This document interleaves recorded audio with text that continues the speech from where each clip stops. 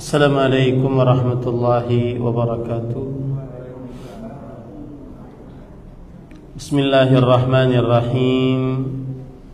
Innal hamdalillah nahmaduhu wa nasta'inuhu wa nastaghfiruh wa na'udzu billahi min shururi anfusina wa sayyiati a'malina. Man yahdihillahu fala mudilla lahu wa man yudlil fala hadiya lahu. وأشهد أن لا إله إلا الله وحده لا شريك له وأشهد أن محمدا عبده ورسوله يا أيها الذين آمنوا اتقوا الله حق تقاته ولا تموتن إلا وأنتم مسلمون يا أيها الناس اتقوا ربكم الذي خلقكم من نفس واحدة وخلق منها زوجها وبث منهما رجالا كثيرا ونساء واتقوا الله الذي تساءلون به والأرحام إن الله كان عليكم رقيبا يا أيها الذين آمنوا اتقوا الله وقولوا قولا سديدا يصلح لكم أعمالكم ويغفر لكم ذنوبكم ومن يطع الله ورسوله فقد فاز فوزا عظيما أما بعد فإن أصدق الحديث كتاب الله وأحسن الهدي هدي محمد صلى الله عليه وعلى آله وسلم وشر الأمور محدثاتها وكل محدثة بدعة وكل بدعة ضلالة وكل ضلالة في النار. Alhamdulillah, kita bersyukur pada Allah Subhanahu wa taala pada hari ini, hari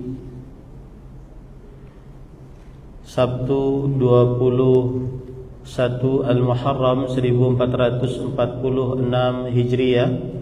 Kita dimudahkan oleh Allah Subhanahu wa taala untuk kembali mempelajari matan Al-Ghayah wa Taqrib, belajar fikih menurut mazhab Syafi'i yang ditulis oleh Abu Syuja' rahimahullahu taala. Salawat dan salam semoga selalu Allah berikan kepada Nabi kita Muhammad sallallahu alaihi wa ala alihi wasallam, pada keluarga beliau, para sahabat serta orang-orang yang mengikuti beliau sampai hari kiamat kelak. Dengan nama-nama Allah yang husna dan sifat-sifatnya yang ulia, kita berdoa, Allahumma inna nas'aluka ilman nafi'an wa rizqan tayyiban wa amalan mutaqabbala, Allahumma amin. Ahibati fillah, afanillah wa iyyakum.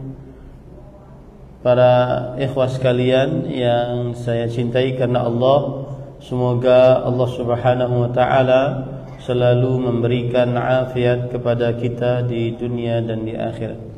Sebelumnya mungkin Bapak agak maju sedikit, mendekat biar enak melihatnya.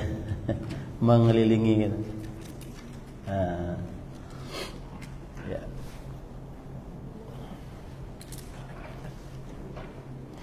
Baik, Bapak Ibu, saudara-saudari yang dimuliakan oleh Allah Subhanahu wa taala, insyaallah tidak salah karena kita sudah menyelesaikan kitab At-Taharah. Kalau tidak salah kita sudah menyelesaikan kitab At-Taharah.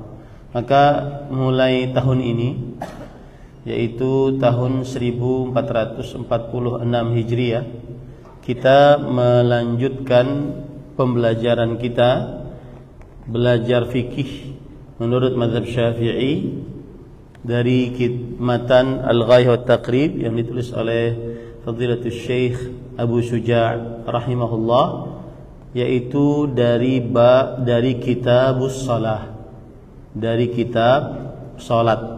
Ya, saya tulis dulu biar saya tidak lupa.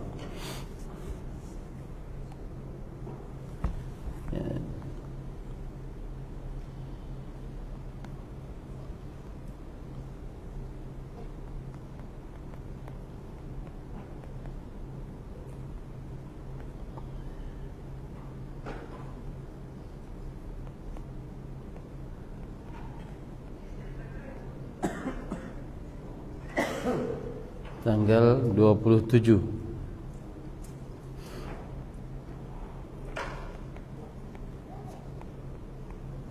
Ya. Kita mulai insyaallah taala mempelajari kitab As-Salah dari matan Al-Ghayah wa Taqrib pada hari ini, hari Sabtu 21 Al-Muharram 1446 Hijriah. 1446 Hijriah.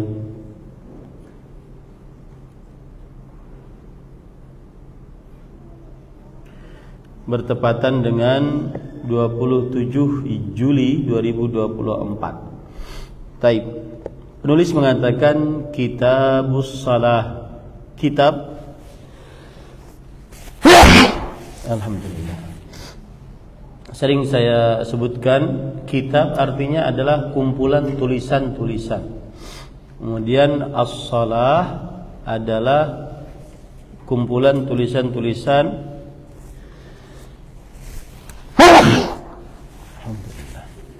yang berkaitan dengan sholat. Baik. Kemudian para ikhwah yang dirahmati oleh Allah Subhanahu wa taala, sholat sendiri secara bahasa kita ambilkan pengertiannya.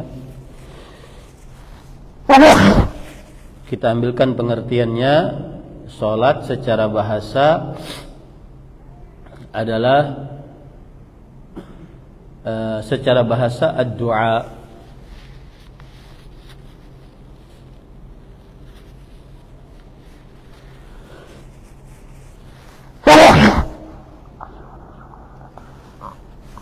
Secara bahasa ad-du'a, sebagaimana perkataan Imam An-Nawawi rahimahullah taala,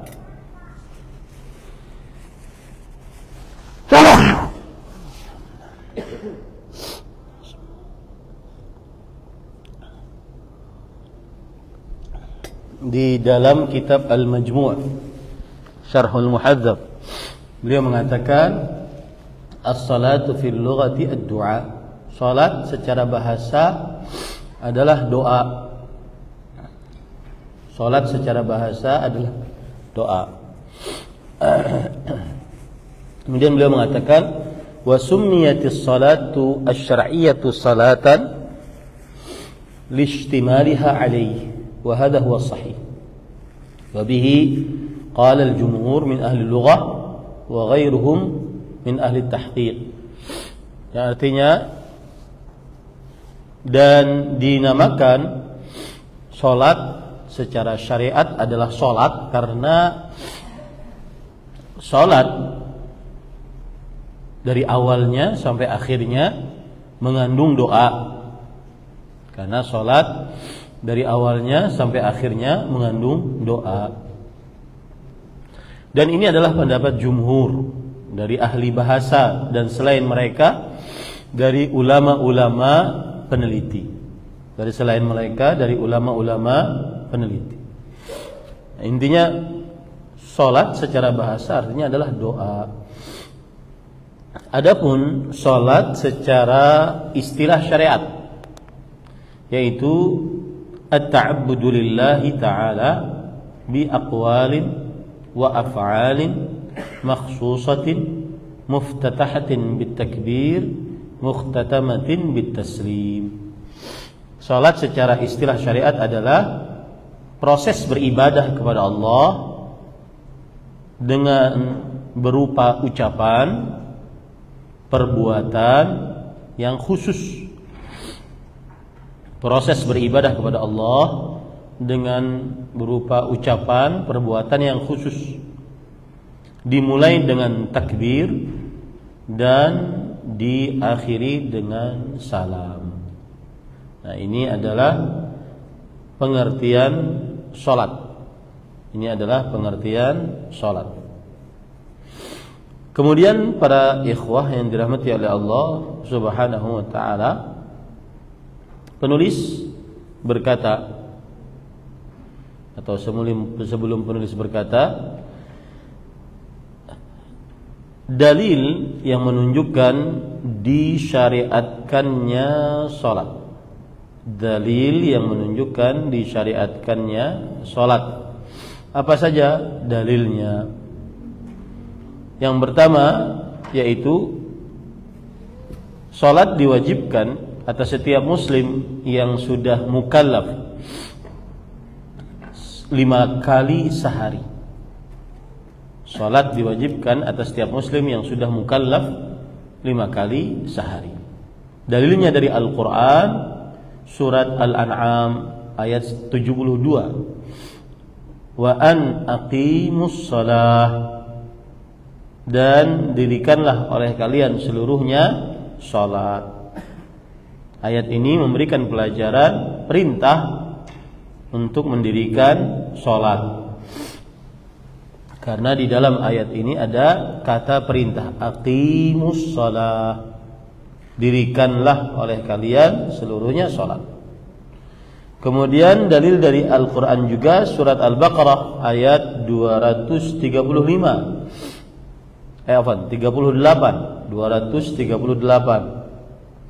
Hafidhu 'alas salawati was salatil wusta.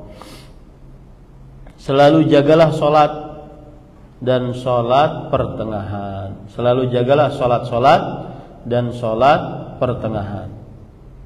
Ini juga menunjukkan disyariatkannya salat 5 waktu. Karena di dalam ayat disebutkan hafidhu, selalu jagalah oleh kalian seluruhnya salat-salat. Kemudian dalil yang ketiga, surat Hud ayat 114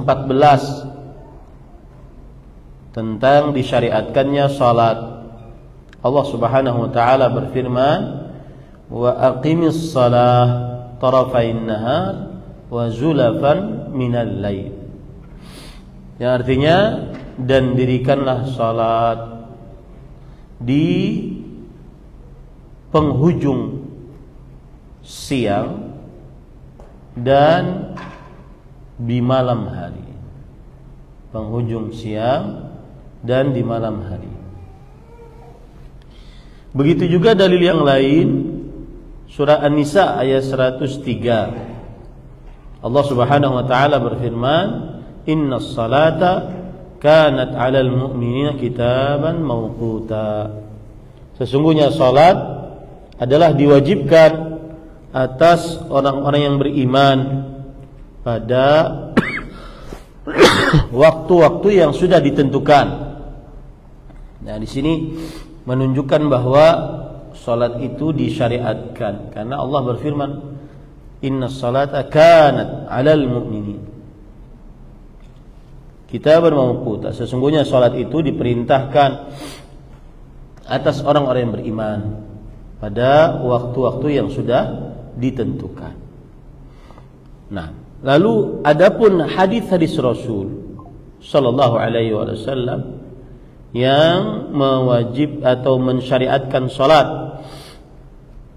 5 waktu, di antaranya hadis riwayat Bukhari dan Muslim dari Talhah bin Ubaidillah radhiyallahu anhu arda.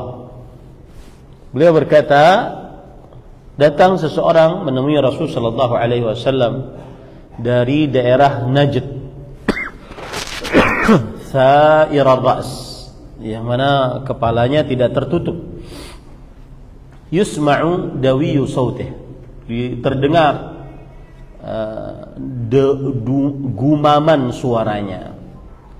Wala yufqahu ma yaqul, tetapi tidak dipahami apa yang dia ucapkan. Hatta dana, sampai orang tersebut mendekat kepada Rasul sallallahu alaihi wasallam.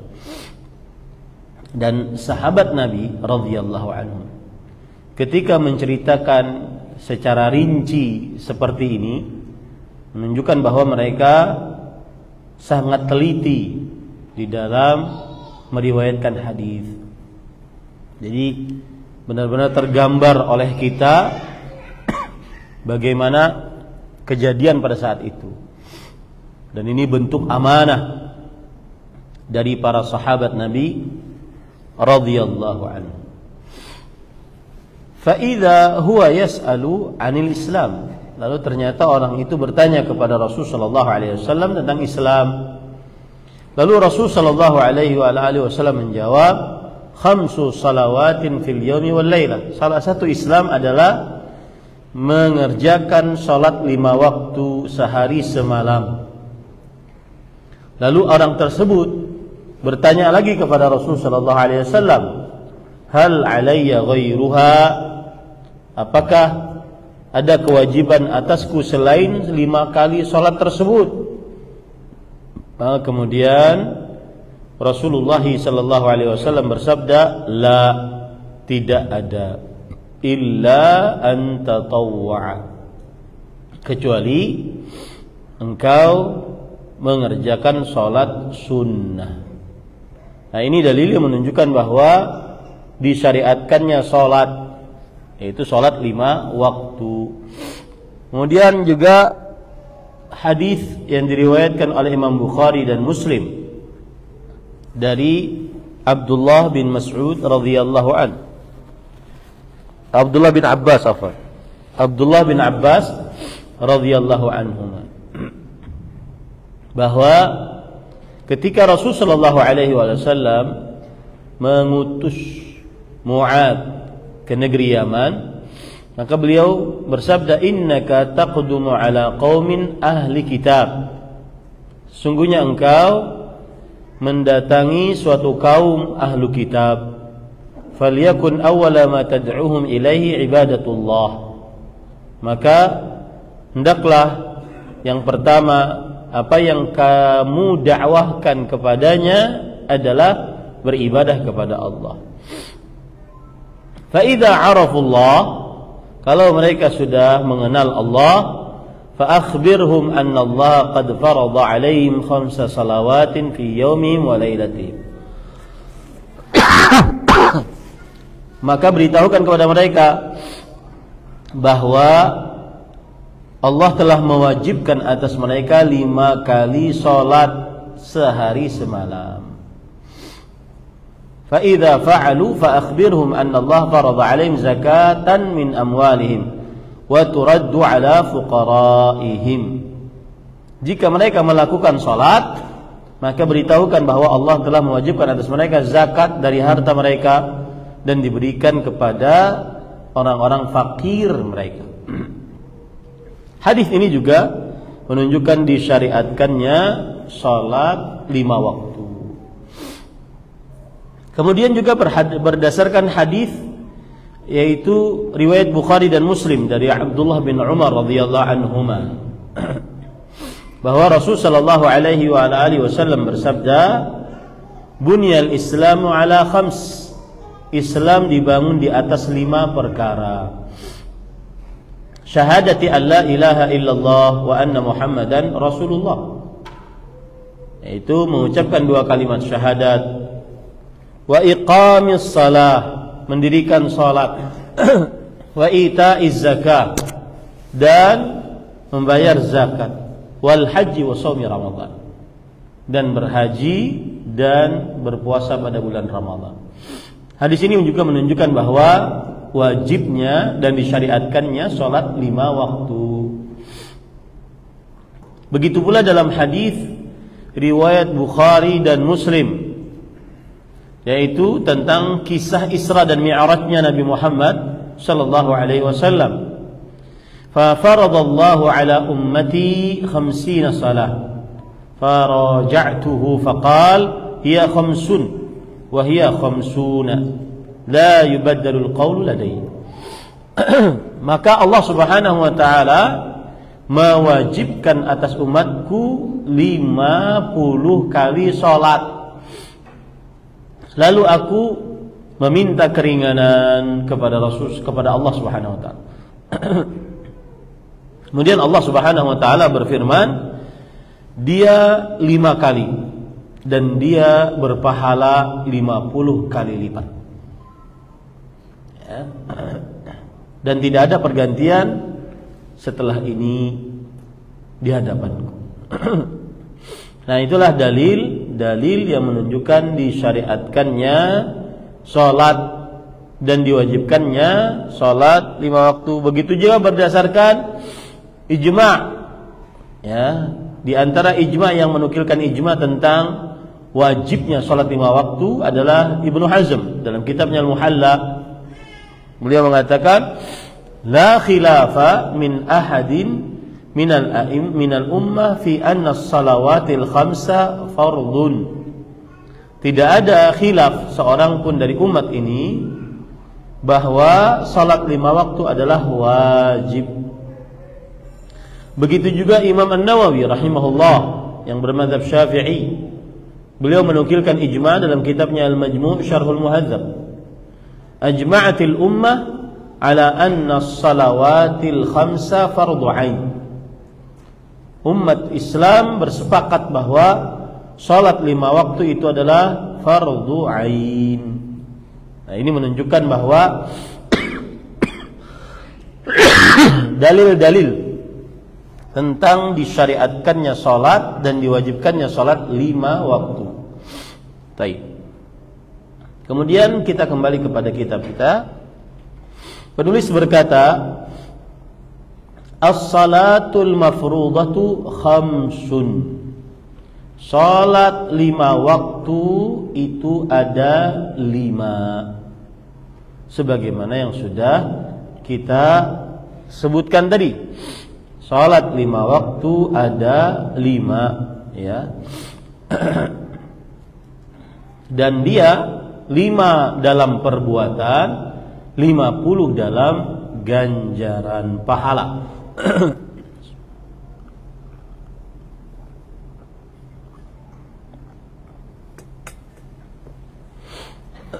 5 dalam perbuatan dan 50 dalam ganjaran pahala. Sebagaimana dalil yang sudah kita sebutkan tadi.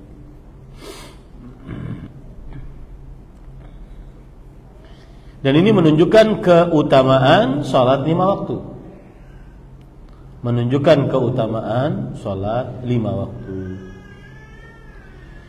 Dan kalau kita perhatikan kedudukan salat di dalam agama Islam, yang pertama, salat adalah rukun Islam yang paling penting setelah 2 kalimat syahadat. Sebagaimana hadis dari Abdullah bin Umar radhiyallahu anhu tadi. Islam dibangun di atas 5 perkara. Yang pertama syahadat la ilaha illallah wa anni rasulullah, 2 kalimat syahadat. Yang kedua adalah iqamus salah, mendirikan salat. Yang kedua adalah kedudukan salat.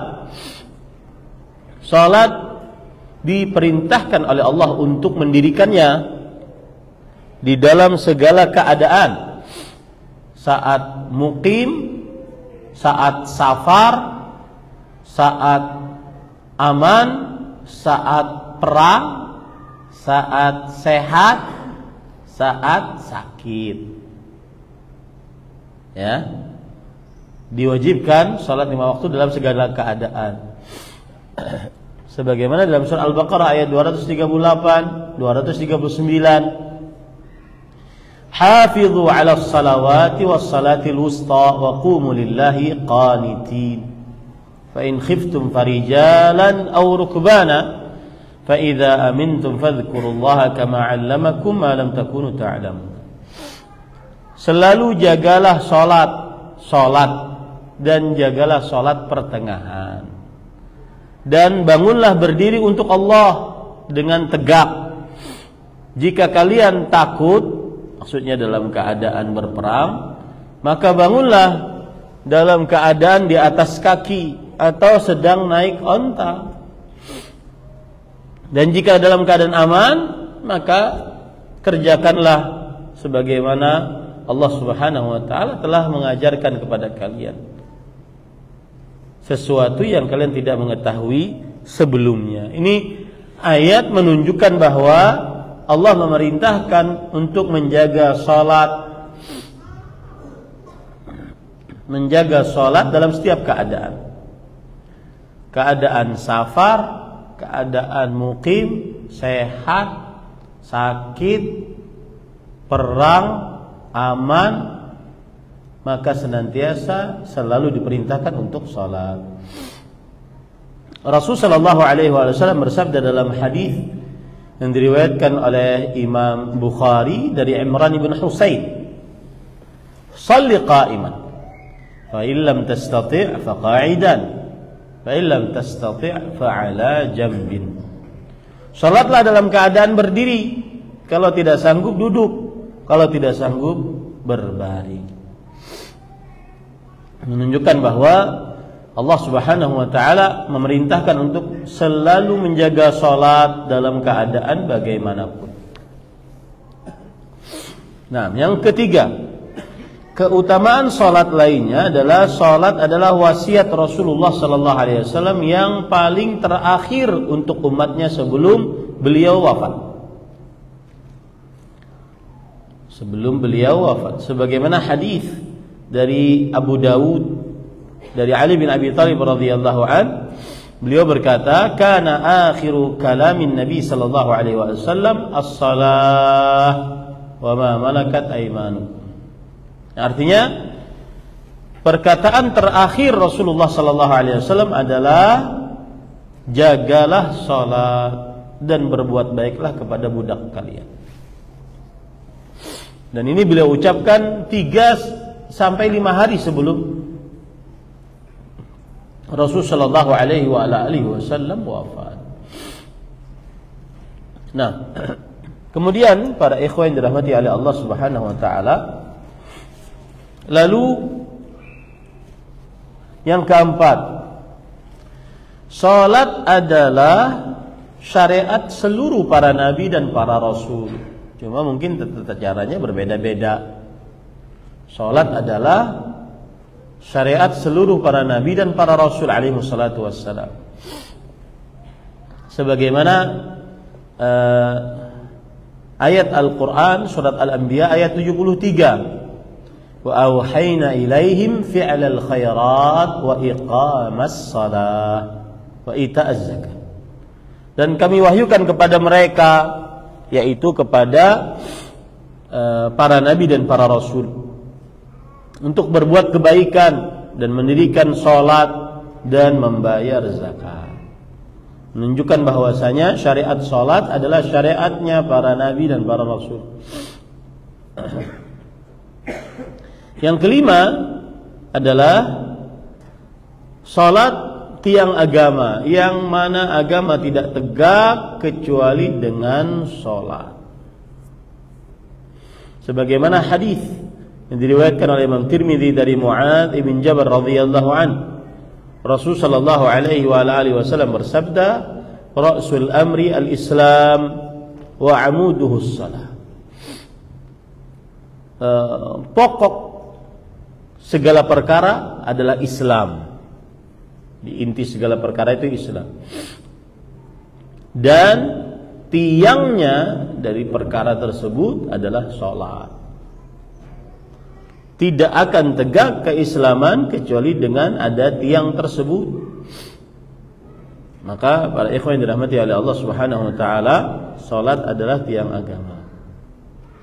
Yang keenam, salat adalah pencegah dari perbuatan fahsya wal munkar.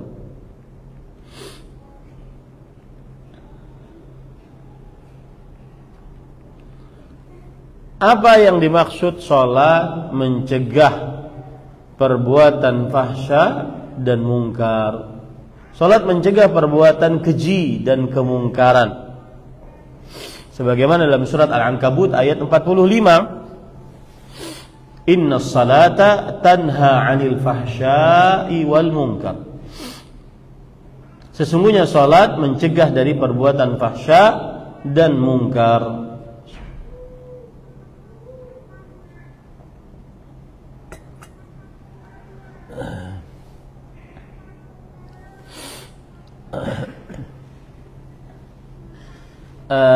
Lalu apa maknanya? Coba perhatikan, saya bacakan beberapa penjelasan para ulama, karena ada sebagian orang mengatakan, kami sudah sholat, tapi kenapa masih maksiat? Ada orang sholat, lalu dia berzina. Ada orang sholat, lalu dia mencuri. Katanya sholat mencegah dari perbuatan fahsya dan mungkar. Maka lihat penjelasan para ulama. Di antaranya penjelasan Abdullah bin Mas'ud radhiyallahu anhu dari Imam Ibnu Abi Syaibah, bahwa beliau berkata, la tanfa'us salatu illa man ata'aha. Salat tidak memberi manfaat atau tidak bermanfaat kecuali yang mentaatinya. Apa maksudnya kecuali yang mentaatinya? Maksudnya adalah kecuali yang mengerjakan ketaatan, baru salat tersebut benar-benar bermanfaat, mencegah perbuatan fahsya dan mungkar. Kata Syekhul Islam Ibn Taimiyah, nafsu fi'li ta'at yatadammanu tarkal ma'asi, wa nafsu tarkil ma'asi yatadammanu fi'la ta'at. Walihada kanat as-salatu tanha 'anil fahsya'i wal munkar. Fas-salatu tadammanat syai'ain, ahaduhuma nahyuha 'anil dzunub wa tsani tadammunuha dzikrillah. Kata beliau, yang dimaksud dengan salat mencegah dari perbuatan fahsya dan mungkar adalah zat perbuatan ketaatan mengandung perbuatan meninggalkan kemaksiatan. Jadi kalau ada orang sholat, itu dia sedang mengerjakan ketaatan. Saat itu pula dia meninggalkan apa? Maksiat. Ya. Saat itu pula dia mengerjakan maksiat. Dan perbuatan meninggalkan maksiat mengandung perbuatan mengerjakan ketaatan. Oleh karena itu, salat mencegah dari perbuatan fahsya dan mungkar. Maka salat mengandung dua hal. Yang pertama, yaitu ketika orang salat, dia sedang mengerjakan ketaatan, dan pada saat itu berarti dia tidak mengerjakan dosa. Yang kedua, mengandung zikir kepada Allah Subhanahu wa ta'ala. Paham ya? Jadi setelah ini tidak ada lagi kebingungan. Ustaz, kenapa sholat tapi habis itu dia maksiat? Bukan berarti sholat itu mempengaruhi orang untuk tidak bermaksiat. Tidak. Maksudnya saat orang sholat, maka dia tidak mungkin berbuat maksiat.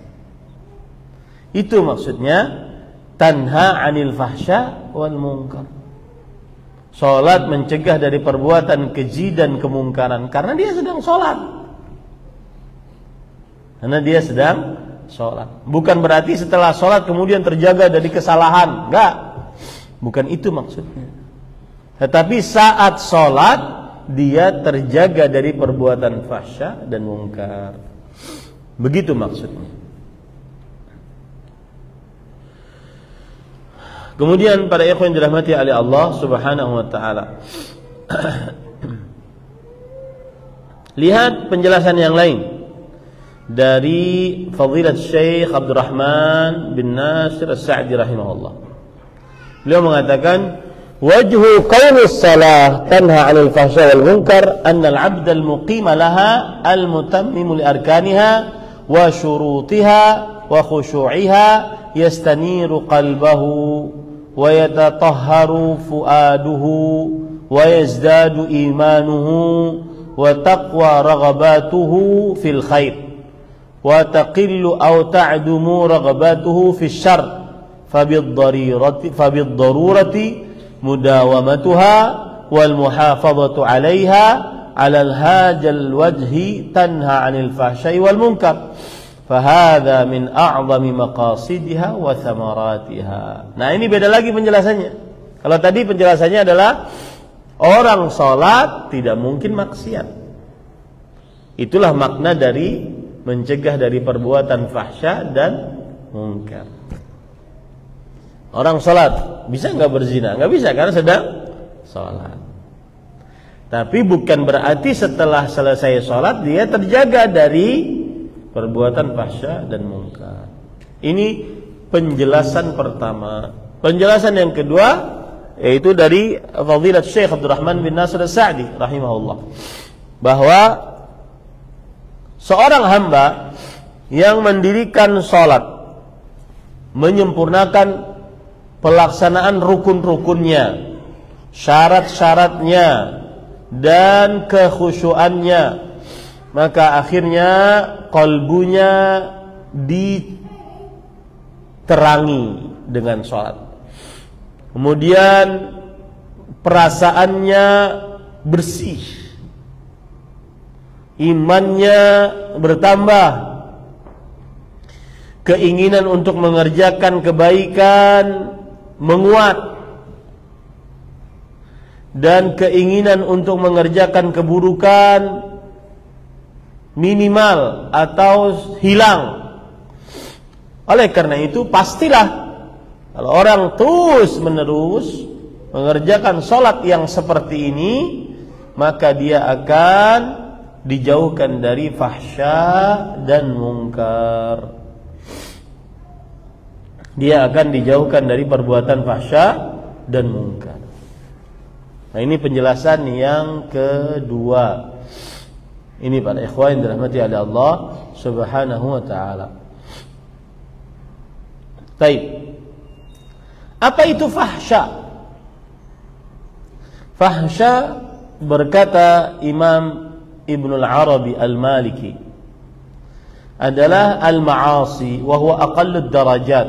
Faman lam tanhahu salatuhu 'anil ma'asi wa lam tatamarran jawarihu birruku' was-sujud hatta ya'nasa bis-salah wa af'aliha unsan yab'udu bihi 'an iqtirafil khataya wa illa fahiya qasirah.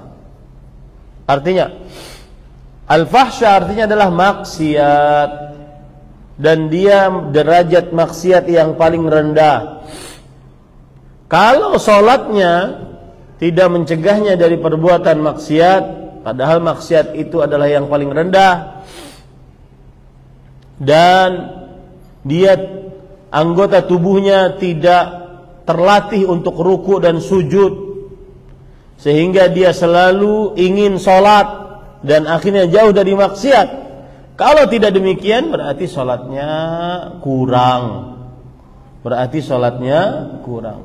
Nah, ini arti fahsya, maksiat. Adapun arti munkar adalah kullu ma ankarahu syar'u wa ghairuhu wa naha an. Setiap yang diingkari oleh syariat dan dilarang oleh syariat, itu yang disebut dengan al-munkar. Baik. Bolehkah al-fahsya kita terjemahkan, kita tafsirkan dengan zina? Jawabannya boleh, karena dia adalah perbuatan yang maksiat. Kemudian bolehkah mungkar kita terjemahkan atau tafsirkan dengan minuman khamar yang memabukkan? Maka jawabannya boleh. Karena kenapa? Karena dia adalah mendatangkan kemungkaran. Tetapi ingat bahwa fahsya bukan hanya zina, tapi seluruh maksiat. Ya, dan mungkar juga bukan hanya minuman khamar yang memabukkan, tapi seluruh yang dilarang di dalam syariat Islam. Itu ya penjelasan tentang keutamaan sholat yang keenam. Keutamaan sholat yang ketujuh adalah sholat penghapus dosa-dosa dan kesalahan. Sebagaimana dalam hadis riwayat Bukhari dan Muslim dari Abu Hurairah radhiyallahu anhu, Rasul sallallahu alaihi wa alihi wasallam bersabda, "Ara'aitum "Lau anna nahran bi babi ahadikum yaghtasil minhu kulla yawmin 5 marrat, hal yabqa min daranihi syai'." Apa pendapat kalian kalau ada sungai di depan rumah kalian, lalu pemilik rumah mandi di sungai tersebut setiap hari 5 kali sehari? Apakah masih tersisa kotoran di tubuhnya? Lalu para sahabat berkata, la yabqa min daranihi syai'.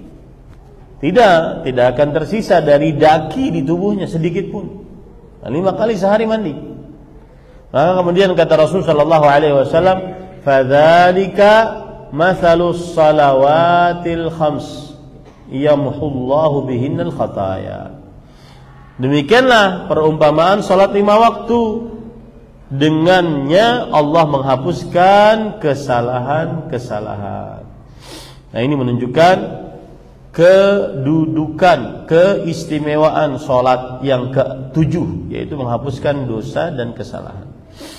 Begitu juga dalam hadis riwayat Imam Muslim dari Abu Hurairah radhiyallahu anhu. Rasulullah sallallahu alaihi wasallam bersabda, "As-salawatul khams wal jumu'atu ilal jumu'ah kafaratun lima bainahunna ma lam tughshal kaba'ir." Salat 5 waktu dari salat Jumat kepada Jumat yang lain menghapuskan dosa di antaranya. Jadi kalau seandainya ada orang salat zuhur, berarti dia menghapuskan dosa antara subuh dan zuhur. Kalau salat asar, dia menghapuskan dosa antara zuhur dan asar. Kalau salat maghrib, dia menghapuskan dosa antara asar dan maghrib. Kalau salat isya, dia menghapuskan dosa antara maghrib dan isya. Kalau salat subuh, dia menghapuskan dosa antara isya dan subuh. Seperti itu selanjutnya. Yang ke-8, salat jika diperbanyak akan menjadi penyebab dapat menemani Rasulullah sallallahu alaihi wasallam di dalam surga. Sebagaimana dalam hadis yang diriwayatkan oleh Imam Muslim dari Rabi'ah bin Ka'ab al-Aslami radhiyallahu anhu.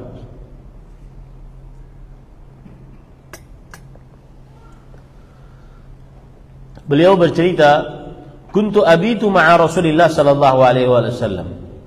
Suatu malam aku pernah bermalam bersama Rasul sallallahu alaihi wasallam, maksudnya dalam perjalanan. Fa ataituhu biwudu'ihi wa hajatihi. Lalu aku membawakan air untuk beliau berwudu dan air untuk beliau membuang hajat.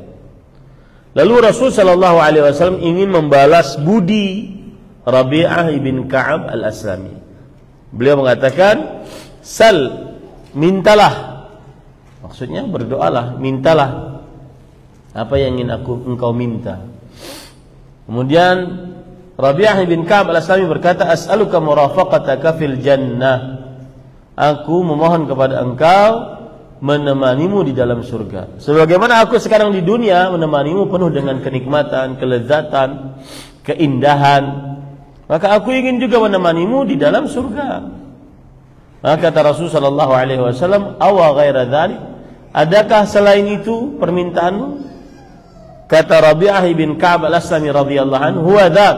Itu saja wahai Rasulullah sallallahu alaihi wasallam. Kemudian Rasul sallallahu alaihi wasallam bersabda, "Fa'inni ala nafsika bi kathratis sujud." Tolonglah aku untuk mewujudkan apa yang kau minta dengan memperbanyak sujud, ya, dengan memperbanyak sujud. Para ikhwah yang dirahmati oleh Allah Subhanahu wa taala.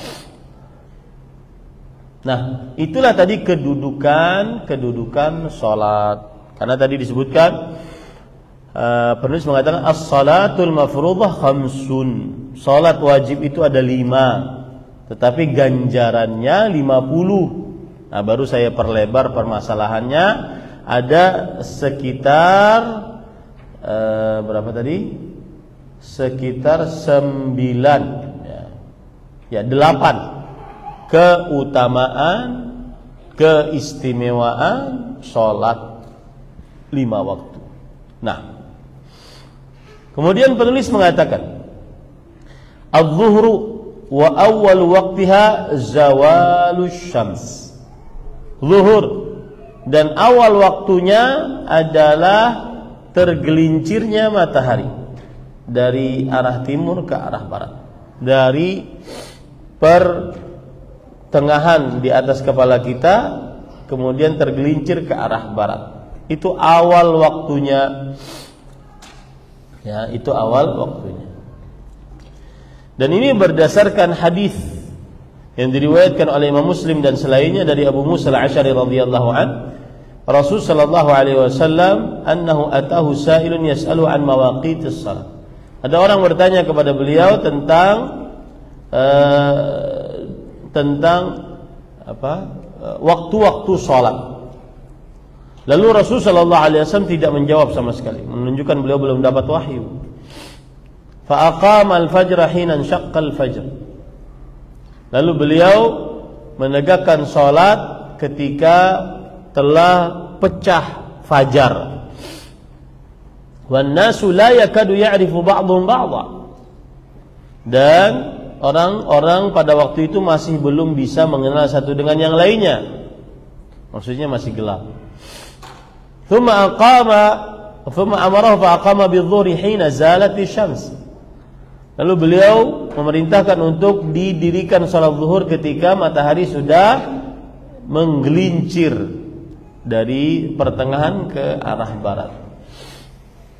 Wal qailu yaqul qad intasafa an-nahar wa huwa kana a'lama minhum thumma, dan yang berbicara mengatakan telah pertengahan siang, dan beliau adalah orang yang paling berilmu dari mereka. Nah, ini menunjukkan pada ikhwan yang dirahmati oleh Allah, waktu awal salat zuhur adalah ketika matahari bergeser dari tengah ke arah barat.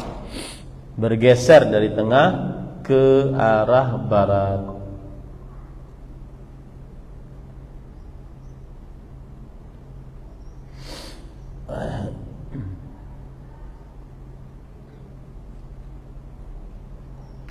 Sebentar.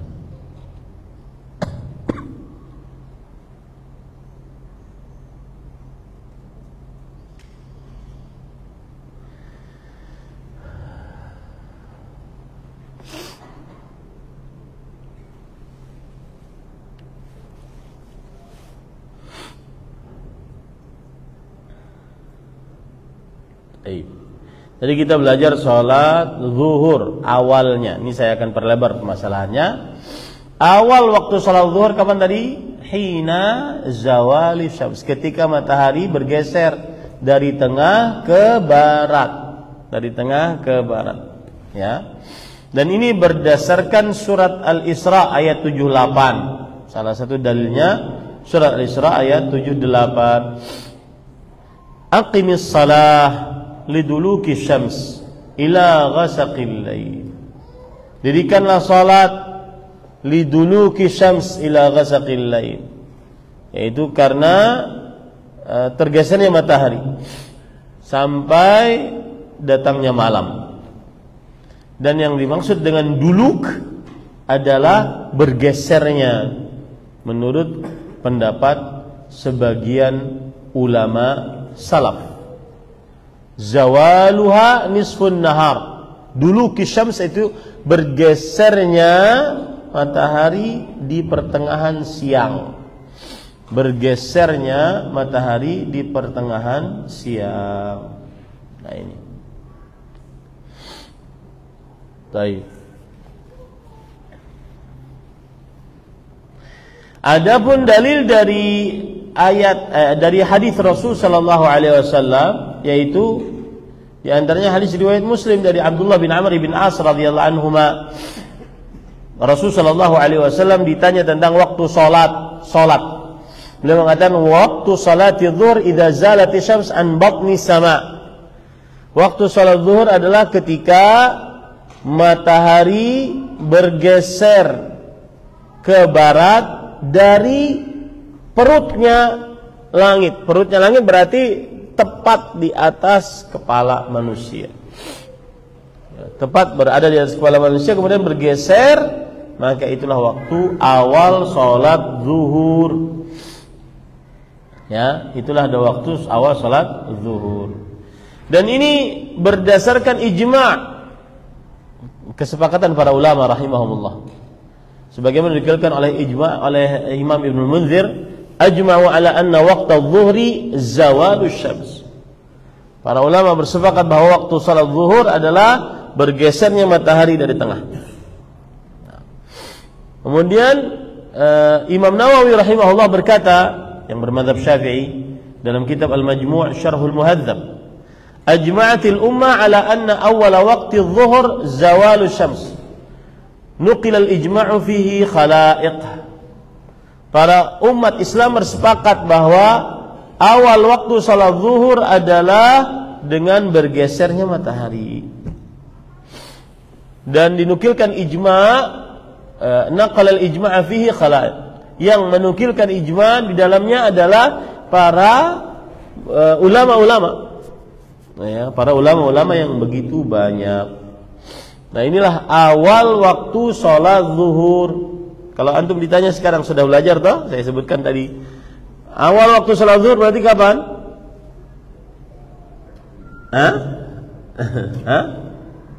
Ketika matahari bergeser dari tengah ke mana? Ke arah barat. Ketika matahari bergeser dari tengah ke arah barat. Nah, kemudian penulis berkata, wa akhiruhu idza sara dhillu kulli syai' mithlahu ba'da dhilli zawal. Yang artinya, dan akhir waktu salat zuhur adalah jika naungan segala sesuatu, naungan ya namanya apa? Bayangan.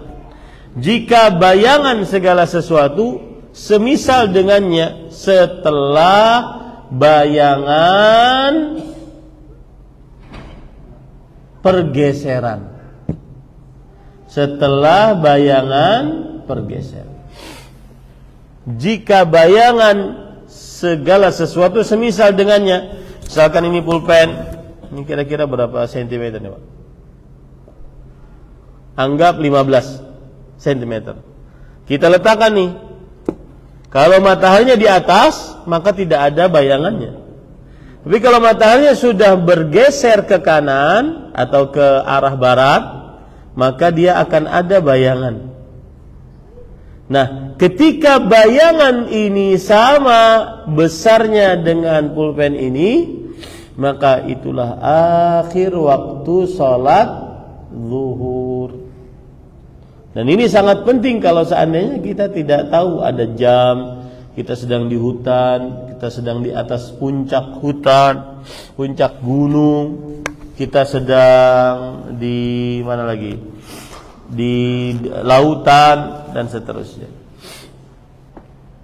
Nah, ini para ikhwan yang dirahmati oleh Allah Subhanahu wa ta'ala. Dan dalilnya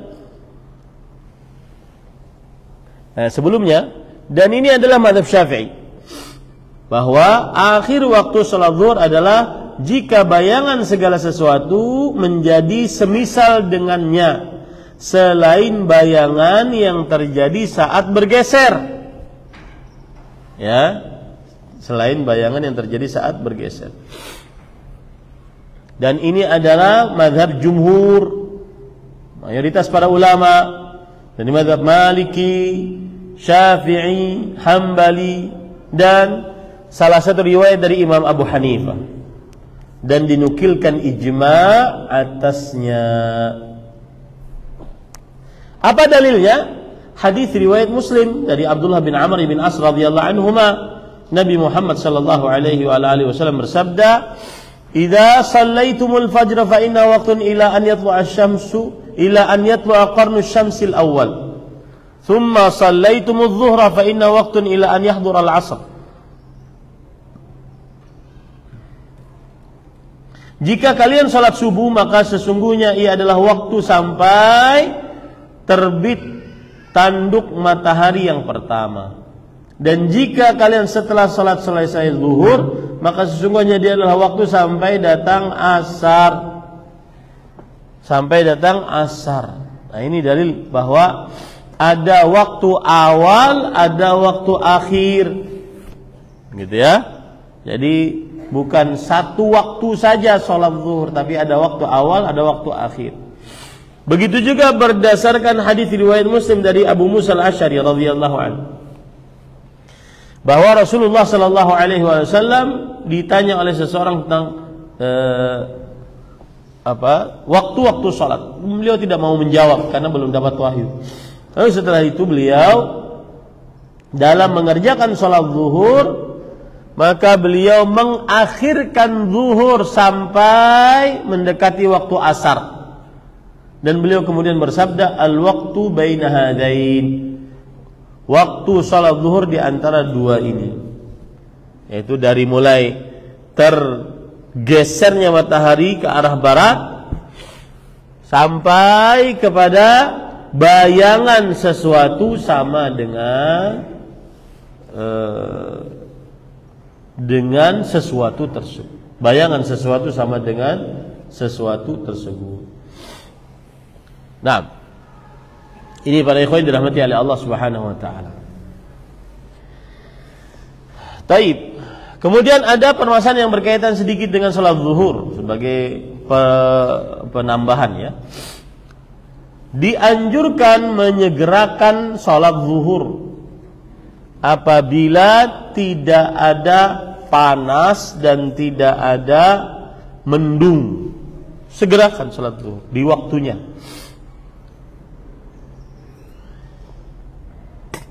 Dan ini dinukilkan oleh ijma' oleh Imam Nawawi. Fa taqdimu adh-dhuhr fi awwali waqtiha fi ghairi shiddatil har afdalu bila khilaf. Mengerjakan salat zuhur di awal waktunya saat tidak musim panas ini lebih afdal tanpa ada khilaf di dalamnya. Berarti ada khilaf dong. Ya, lebih afdal ya di antara para ulama rahimahumullahu taala.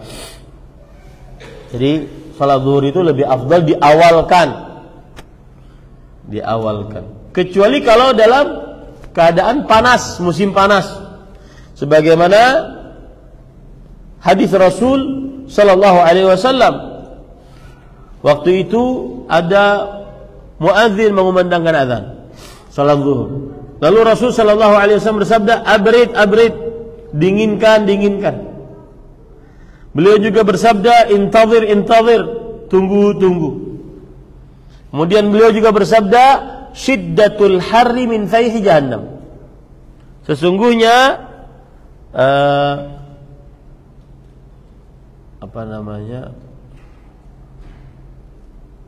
besarnya rasa panas termasuk dari hembusan neraka jahannam. Fa idza ishtadda al-harru fa abridu bis-shalah. Kalau panasnya terlalu memuncak, maka dinginkanlah dengan mengerjakan salat.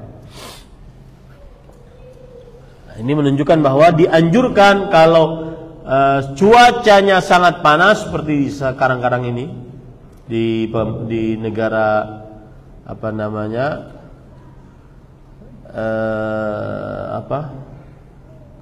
di negara Timur Tengah, maka sangat panas sekali. Ada yang 48, yang 50, ya, sangat panas sekali.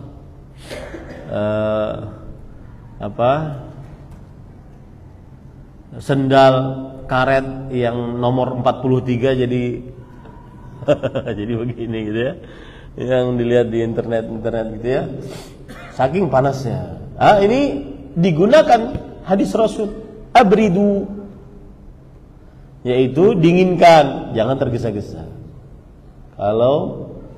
kalau seandainya terlalu panas. Jadi jangan heran nanti kalau seandainya mungkin azannya tepat pada waktu, oke, tapi iqamahnya diakhirkan. Nah, ini jangan heran karena terlalu panas. Ya, terlalu panas.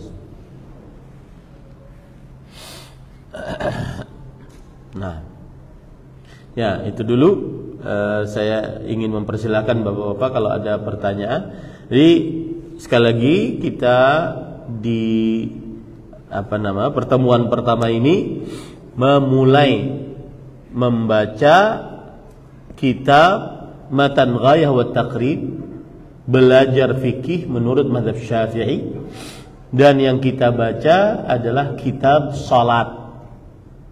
Karena kitab Thaharah sudah selesai. Alhamdulillah. Dimulai Sabtu ini 21 Al-Muharram 1446 bertepatan dengan 27 Juli 2024 kita memulai membaca kitab salat dari matan Al-Ghayah wa Taqrib yang ditulis oleh Fadilatul Syekh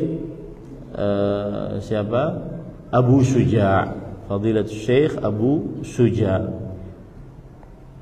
Nah, para ikhwan yang dirahmati oleh Allah Subhanahu wa taala, tadi sudah kita pelajari sampai kepada waktu salat zuhur. Ya, waktu salat zuhur. Insyaallah kita lanjutkan pada pertemuan yang akan datang. Ada yang langsung bertanya? Ini ada banyak pertanyaan. Saya jawab, kenapa istilah silakan. Pertanyaan di Samarinda itu saya lihat, saya pernah ngukur beberapa kali, waktu asar itu pas itu sama panjangnya antara benda itu dengan bayangnya. Itu kebanyakan sebetulnya sama seperti itu. Saya sering lihat itu, bahkan saya ikut melaksanakan karena apa, itu ada di jadwal apa ya, komputer di jamnya itu, seperti itu pas diadzankan asar, berarti kan sudah waktunya asar itu kalau pas bayangan dengan tingginya benda itu. Iya. Ada yang mengatakan bahwa sholat asar awal waktunya adalah akhir sholat zuhur. Jadi memang seperti itu. Ada yang mengatakan bahwa waktu awal sholat asar adalah akhir sholat zuhur ditambah dari bayangan yang semisal. Sedikitlah penambahannya. Dan ini yang kita lebih condong kepadanya, agar kita keluar dari sholat zuhur dan masuk kepada sholat asar. Dan ini mazhab Syafi'i. Dan ini pendapat yang lebih kuat, bahwa awal waktu sholat asar adalah bayangan semisal dengan bendanya ditambah sedikit. Ya. Karena berdasarkan hadis Rasul sallallahu alaihi wasallam, yaitu Rasul sallallahu alaihi wasallam bersabda, fa aqama bil asri wasyamsu murtafi'ah. Kemudian beliau mendirikan salat asar dan matahari matahari murtafi'ah, masih tinggi. Matahari masih tinggi. Saya baru-baru menulis artikel karena lagi belajar S2. Salah satu tugas dari dosen adalah tulis artikel tentang waktu sholat asar. Nah, di dalam hadis riwayat Bukhari macam-macam lafadznya. Ada lafadznya wasyamsu murtafi'ah, matahari masih tinggi. Ada lafadznya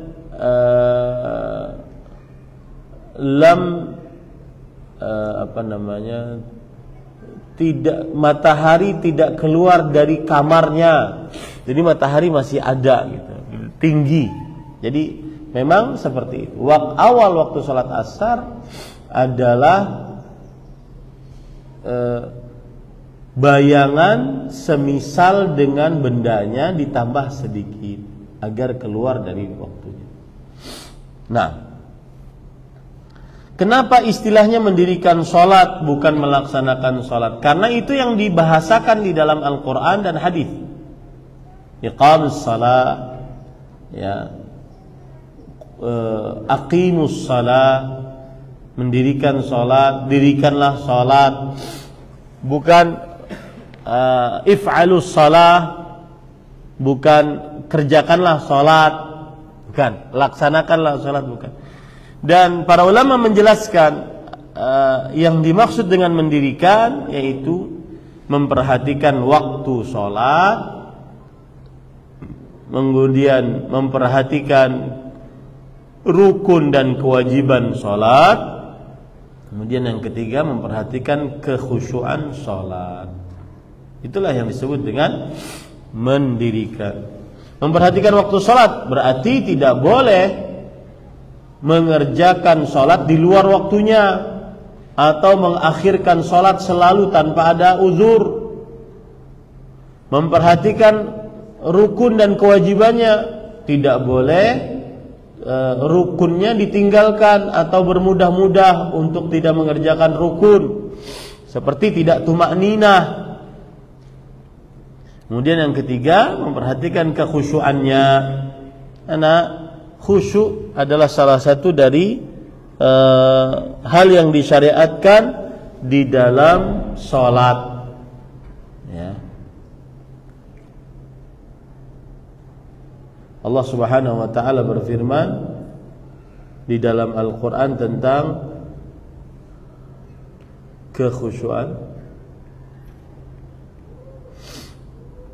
Surah Al-Baqarah ayat 45. Wasta'inu bis-sabri was-salah wa innaha lakabiratun illa 'alal khashi'in.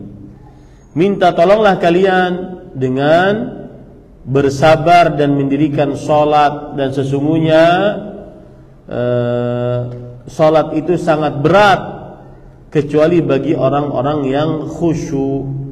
Nah, ini menunjukkan bahwa kekhusyuan adalah salah satu yang disyariatkan di dalam salat. Nah, termasuk di dalam juga sifat orang-orang yang beriman yang banyak pahalanya. Mereka adalah wal khashi'ina wal khashi'at.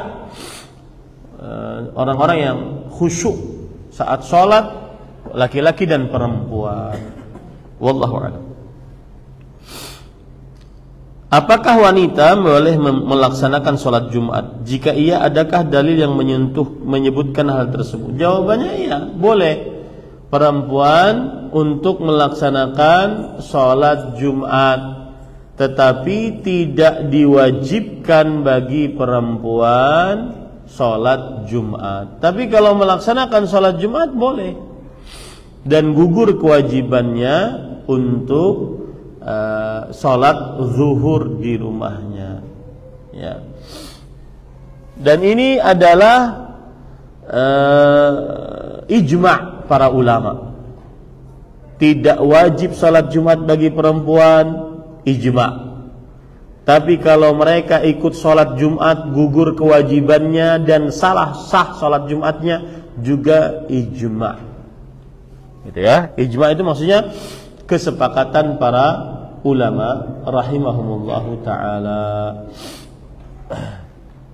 Imam Nawawi berkata, annal ma'dzurin kal 'abdi wal mar'ati wal musafir wa ghairihim fardhuhum adh-dhuhra wa in sallawha sahhat wa in taraku adh-dhuhra wa sallaw al-jum'ah ajza'atuhum bil ijma'.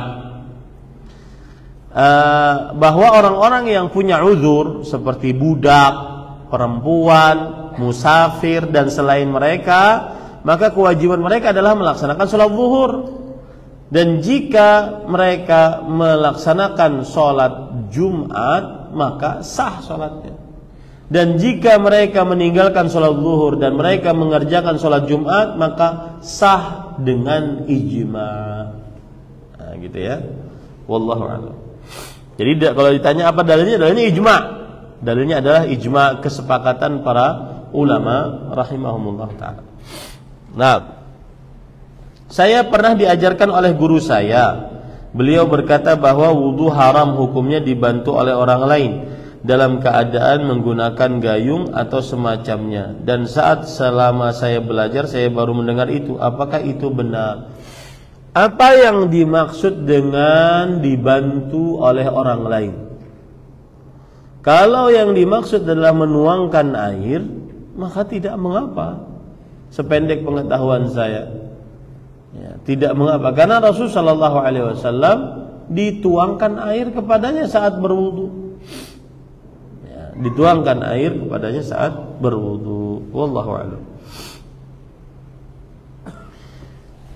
Untuk salat rawatib sebelum zuhur 4 rakaat, apakah dikerjakan 4 rakaat dengan tahiyat awal dan dengan sekali salam, ataukah 2 rakaat salam, 2 rakaat sekali salam? Yang mana yang lebih afdal?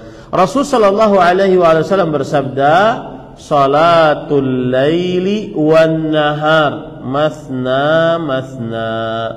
Ya. Salat malam dan siang dikerjakan 2 rakaat salam, 2 rakaat salam. Ini hadis diriwayatkan oleh Imam sebentar.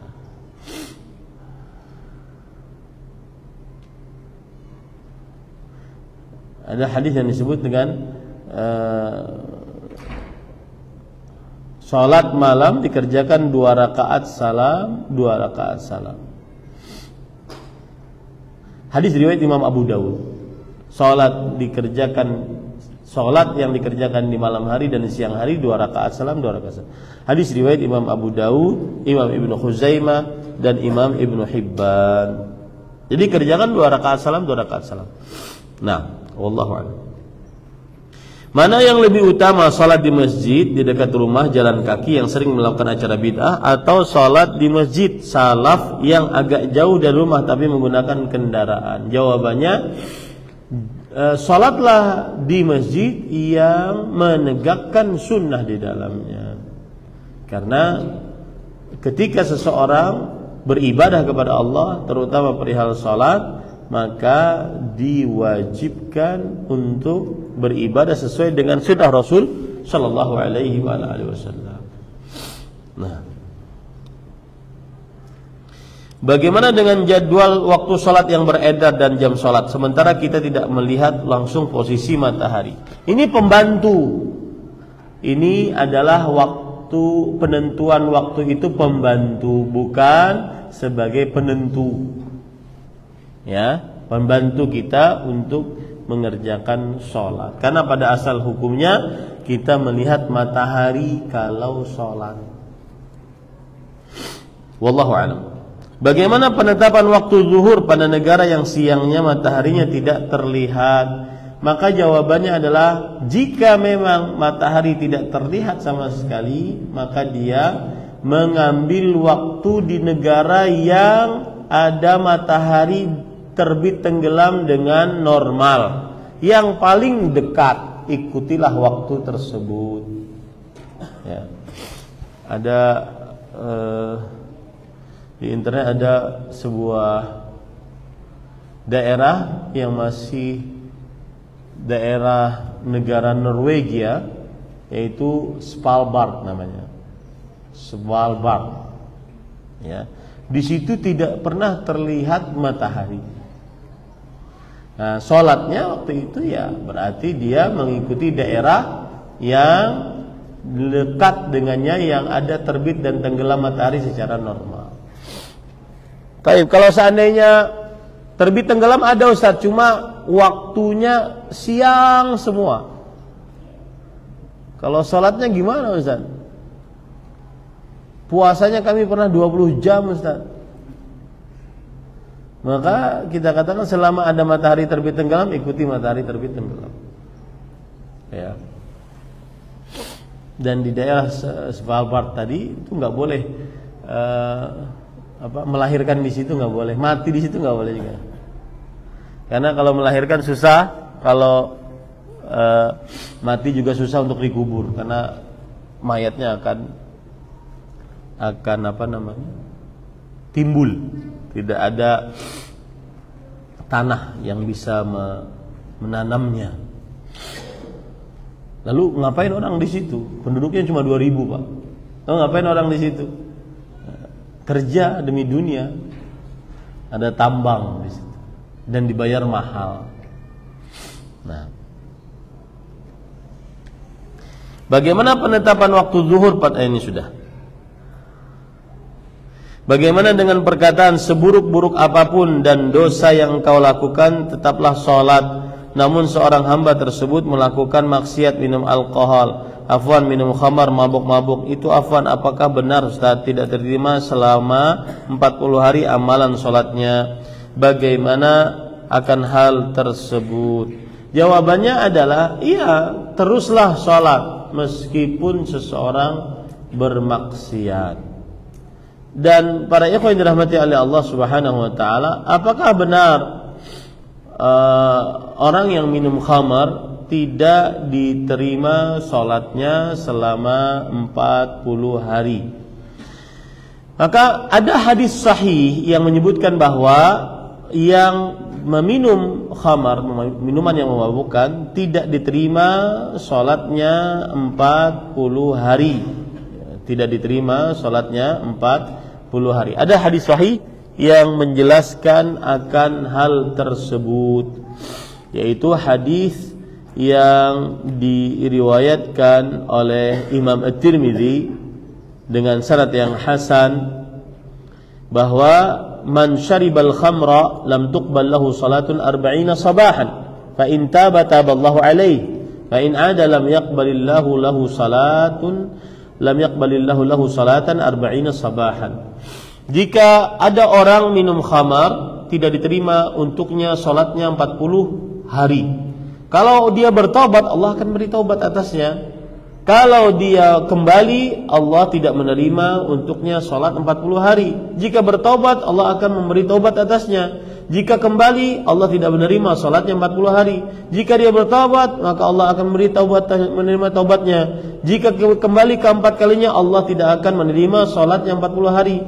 Jika dia bertobat, maka Allah Subhanahu wa taala tidak akan menerima taubatnya, dan Allah Subhanahu wa taala akan memberikan minum dari Nahril Khabal, yaitu dari sungai Al-Khabal, yaitu salah satu sungai yang ada di neraka. Jadi batasannya 4 kali taubat.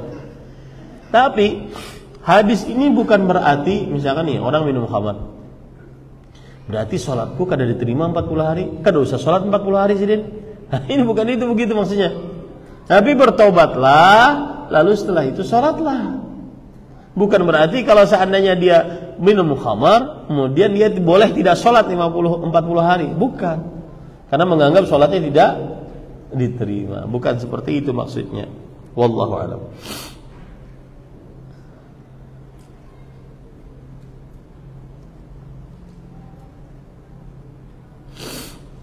Bagaimana hukumnya sholat menggunakan diaper untuk lansia? Begini Pak, di dalam agama Islam ada istilah al-amru idza dhaqa ittasa'. Sebuah perkara apabila dia semakin menyulit menjadi semakin melebar, semakin mudah. Itu syariat Islam kaidahnya begitu. Puasa wajib, tapi jika sakit maka dia dibolehkan untuk tidak berpuasa. Al-amru idza dhaqa ittasa'. Perkara jika semakin menyulit, dia akan semakin mudah. Itu kaidah dalam agama Islam. Begitu juga kaidah al-masyaqqatu tajlibut taisir. Kesulitan mendatangkan kemudahan. Maka jawabannya atas pertanyaan ini, jika memang lansia tersebut harus memakai diapers, maka pada saat itu dia diperbolehkan untuk sholat sambil memakai diapers. Tapi lebih baik lagi dibersihkan dahulu sebelum sholat, baru setelah itu dia sholat dalam keadaan diapersnya dalam suci, dalam keadaan suci. Kalau di tengah sholat kemudian keluar, ya La yukallifullah nafsan illa usaha. Allah tidak memberi seseorang kecuali sesuai dengan kemampuannya. Nah, kemudian pertanyaan selanjutnya, pada saat saya sholat rawatib sebelum zuhur, saat di rakaat kedua terlupa tasyahud akhir, justru berdiri untuk rakaat selanjutnya, kemudian teringat setelah berdiri, apakah boleh saya langsung mengubah niat sholat rawatibnya menjadi 4 rakaat saja, atau bagaimana afdolnya? Sudah saya jawab tadi, sholat siang dan malam berapa? 2. Lalu ini yang sudah berdiri ini bagaimana Ustaz? Maka kalau belum tegak berdirinya kembali. Kalau belum tegak berdirinya apa? Kembali. Tapi kalau sudah tegak, bagaimana? Maka jawabannya tetap kembali, karena sholatnya yang disyariatkan adalah 2. Wallahu a'lam. Apalagi dia kalau sudah ingat. Ada yang tidak ingat. Kalau tidak ingat dia lanjutkan. Ingatnya setelah sholat atau diingatkan setelah sholat, maka pada saat itu dia tidak kembali dan dia sujud sahwi setelahnya. Nah, bagaimana pengertian tidak boleh sholat di masjid yang ada kuburannya? Apakah jika di halaman masjid tersebut ada kuburannya, termasuk tidak diperbolehkan sholat di masjid tersebut? Jawabannya adalah, masjid adalah sebuah bangunan yang ditutupi oleh atap dan dikelilingi oleh pagar. Itu adalah ranah dan tanah masjid. Maka tidak boleh ada kuburan di dalam pagar masjid. Apabila ada kuburan dalam pagar masjid, berarti seakan-akan kuburan tersebut di dalam masjid.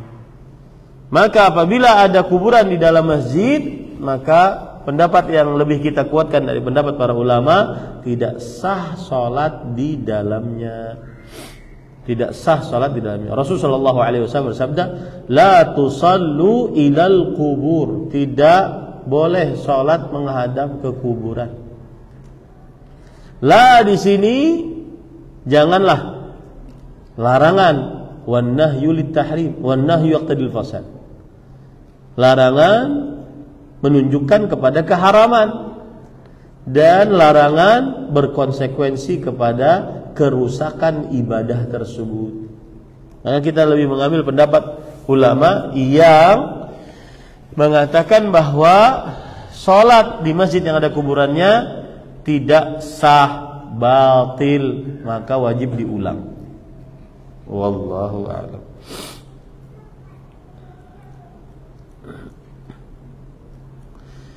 Kerabat dekat saya melakukan pengobatan dengan minyak bintang dengan alasan ikhtiar. Mohon nasihatnya. Apa itu minyak bintang? Kalau enggak ada paham. Hah? Minyak bintang apa? Ada minyak bintang, ada minyak paku, ada minyak bulan. Minyak apa? Menyembuhkan luka. Kalau gini, saya sering menyebutkan, sebab itu ada 2. Sebab yang sesuai dengan syariat, seperti zam-zam, madu, habbah sauda, kemudian kurma ajwa, baca Quran, berzikir, doa, itu adalah sebab-sebab yang dibenarkan dalam syariat dan ada dalilnya. Nah, di sana ada sebab-sebab yang tidak ada dalil syar'inya, tetapi dia sebab kauni qadari. Kauni qadari itu adalah Allah dengan kuasanya mentakdirkan bahwa ini bisa menjadi sebab untuk pengobatan dan kesembuhan. Seperti obat sakit kepala, obat berhingusan, obat panas, obat marap dingin. Nah, itu obat kauni qadari. Nah, begitu juga minyak-minyak ini. Apakah minyak ini termasuk sebab kauni qadari? Dan bagaimana kita mengetahui dia kauni qadari, yang memang dikuasakan oleh Allah untuk bisa menjadi obat, yaitu dengan penelitian mendalam, terbukti, bahkan ada jurnalnya, ada penelitiannya, baru kita bisa dijadikan itu sebagai sebab kauni qadari. Wallahu a'lam. Saya pernah sholat tarawih berjamaah di masjid 4 rakaat tapi tidak ada tasyahud awalnya. Begitu juga 4 rakaat selanjutnya tidak ada tasyahud awalnya. Bagaimana? Apakah tetap sah sholatnya? Maka jawabannya adalah tetap sah sholatnya. Karena itu adalah pendapat sebagian dari ulama madhab. Ya, tetap sah salatnya, dan itu berdasarkan hadis dari Aisyah radhiyallahu anha bahwa Rasul sallallahu alaihi wasallam salat arba'an fala tas'al an husnihinna wa tulihinna. Janganlah beliau salat 4 rakaat, maka janganlah kalian bertanya bagaimana bagus dan panjangnya salat Rasul sallallahu alaihi wasallam. Sebagian ulama mengatakan bahwa mereka mengamalkan lahiriah dari hadis ini, yaitu 4 rakaat sekaligus. Ya, 4 rakaat sekaligus. Maka ini tidak mengapa. Tetapi kita mengambil pendapat yang lebih kuat, yaitu salatnya 2 rakaat salam, 2 rakaat salam. Ya, salatnya 2 rakaat salam, 2 rakaat salam. Artinya sah salatnya. Kalau seandainya ada orang 4 rakaat salam, 4 rakaat salam. Tetapi pendapat yang lebih kuat adalah 2 rakaat salam, 2 rakaat salam. Nah, cukup kiranya yang bisa disampaikan. Wa sallallahu nabiyana Muhammad walhamdulillahi rabbil alamin. Wassalamualaikum warahmatullahi wabarakatuh. Subhanakallahumma bihamdik asyhadu an la ilaha illa anta astaghfiruka wa atubu ilaik.